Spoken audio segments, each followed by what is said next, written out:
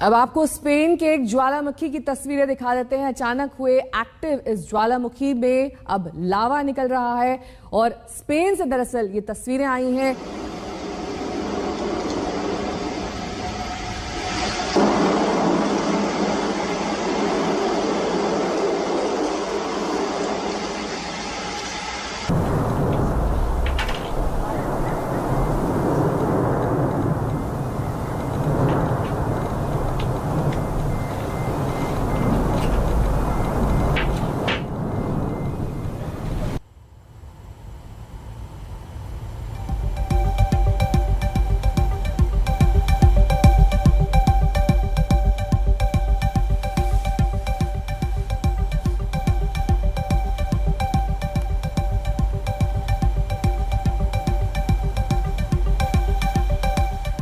लालू यादव के बेटे तेजस्वी यादव अपनी पत्नी के साथ पहली बार कैमरे पर नजर आए। क्या है उनके फ्यूचर प्लान्स, आप भी सुनिए इस एक्सक्लूसिव इंटरव्यू में।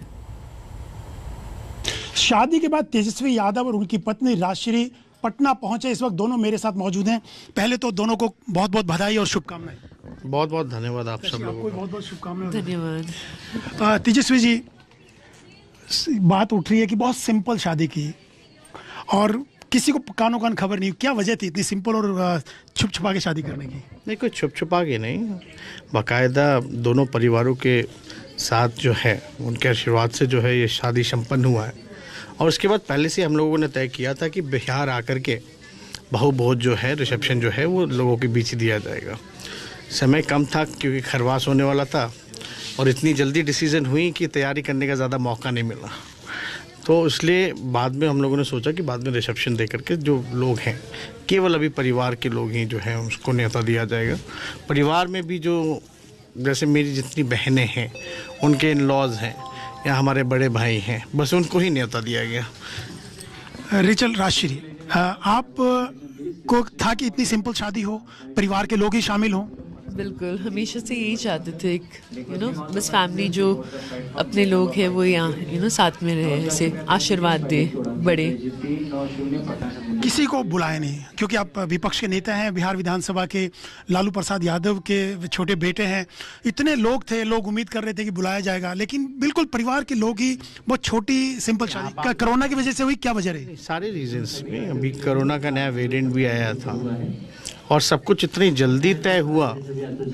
आपको भी पता है लगन में कहीं कोई जगह भी नहीं मिलती। और आप ही बताएं, अगर सब लोगों को बुलाया जाता तो दिल्ली में कहाँ ऐसी जगह है जहाँ लोग सारे फिट हो पाते हैं। तो हम लोगों ने सोचा अभी सिर्फ परिवार के बीच रखा जाए, बाद की जो रिसेप्शन है, क्योंकि जो बहु भोज है वो भी एक विवाह का जो है अंग है, पार्ट है। लेकिन कानों कान किसी को खबर नहीं हुई, ना मीडिया को खबर हुई। एक दिन पहले पता चला कि आपकी एंगेजमेंट और शादी दोनों एक ही दिन हो रहे हैं, किसी को पता नहीं, आपके नज़दीकी लोगों को पता नहीं। ऐसी क्या वजह थी? शादी होगी तो बाद में पता चलेगा ही, हम इसको थोड़ी ना छुपा के रखेंगे। जाहिर सी बात है, शादी होना था, हम लोग सोचे कि थोड़ा सीक्रेट इसको रखा जाए, बाद में जो है लोगों को पता चल जाएगा। क्योंकि आप मीडिया के ज़रिए जो है बहुत लोगों को सूचना मिलती है। और आपने भी लास्ट विवाह तेज प्रताप जी का देखा होगा, मंच भी टूटा, काफ़ी भीड़ हुई।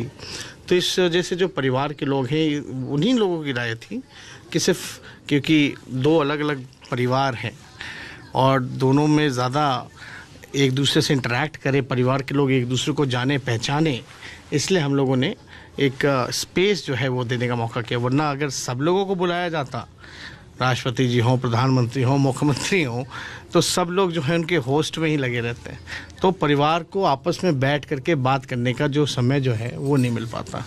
राशिद जी, आपको क्रिकेटर के तौर से, आप पुराने जानते हैं एक दूसरे को, तो क्रिकेटर के तौर पे आपने पसंद किया था। अब तो विपक्ष के नेता हैं, उप मुख्यमंत्री भी रहे हैं, तो कैसा लग रहा है आपको भी एक राजनेता के साथ शादी करके? पर्सनली अच्छा ही लगता है। सब क्रिकेटर के तौर पे ठीक थे या राजनेता के तौर पर? मैं पर्सनल लेवल से हमारा वो है तो अच्छा, आप बताइए कितना पुराना जानते हैं आप? कहा जा रहा है कि आप स्कूल टाइम से साथ पढ़ते थे, तब से एक दूसरे को जानते हैं, तब से आपकी दोस्ती थी। नहीं, अब कहा जा रहा है, हाँ, लंबे समय से हमारी जान पहचान था, दोस्ती थी। और पिताजी ने पूछा शादी करना है तो कोई लड़की है तो बताओ, तो हमने बताया, उनको मिलवाया, उनको पसंद आई, दोनों परिवार मिले और झटपट तैयार हो गए सब। नहीं तो कब बताया आपने? बहुत पहले ही बता दिया था या बाद में कहा लालू जी ने, राबड़ी जी ने कि शादी करनी आपकी, तो आपकी समझ में कोई लड़की है या हम ढूंढे कोई, तो आपने कब बताया उनको? नहीं, अब ऐसे नहीं, बट हिंट तो उनको था, तो हमने बताया भी था पहले भी जब पूछे। फिर अभी आप जान रहे हैं कि बिहार का चुनाव भी बीच में आ गया था, तरह तरह की कोरोना भी था, तो उस वजह से थोड़ा डिले वगैरह तो हुआ। लालू जी और राबड़ी लालू जी की तबीयत भी ठीक नहीं थी और हम लोगों के साथ भी नहीं थे, रांची में थे, आप सब लोगों को पता है, तो समय का इंतज़ार था। अब जब समय मिला तो सब कुछ हो गया। रुकेंगे यहाँ एक छोटे से ब्रेक के लिए, फौरन होंगे हाजिर, देखते रहिए आज तक। और अब बात स्पेन में ज्वालामुखी विस्फोट की। स्पेन के ला पाल्मा द्वीप में ज्वालामुखी पिछले 85 दिनों से आग उगल रहा है। 19 सितंबर को ला पाल्मा में ज्वालामुखी विस्फोट हुआ था, जब ज्वालामुखी विस्फोट का रिकॉर्ड रखा जा रहा था। ये सबसे लंबे समय तक सक्रिय रहने वाला ज्वालामुखी है। ज्वालामुखी से निकल रहे लावा से अब तक करीब 3000 इमारतें नष्ट हो चुकी।